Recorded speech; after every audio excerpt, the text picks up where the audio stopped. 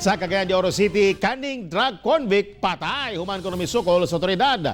Dugang detalye atong sa pinaagi sa live report ni Cyril Chavez. Cyril.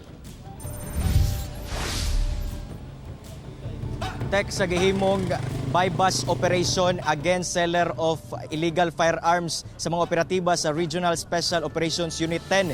Patay ang kanhing drug convict human matud pa misukol.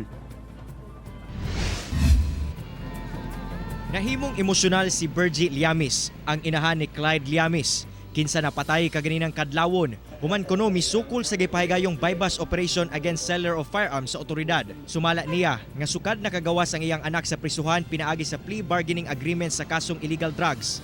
Wala na kuno kini mibalik sa daotang binuhatan. Busa dili gayon niya madawat ang gidangatan sa iyang anak nga karon patay na. Hindi ko makatuo. Nga gisukol siya sa pulis. Nya namaligya og armas og kuan. Wala kuno di ko makatuwa na shock na lang ko.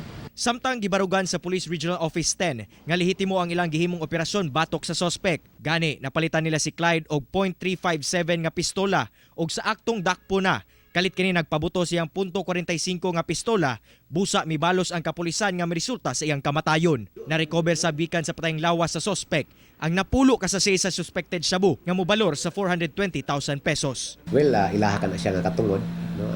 Dipinsa ka na nila, no? Pero barugan sa tuang operating unit, no? Sa atong Police Regional Office 10, ang himo sa tuang ng mga personnel.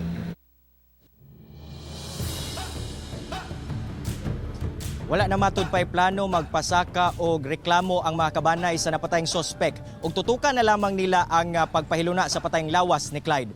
Tek. Okay, salamat, Cyril Chavez.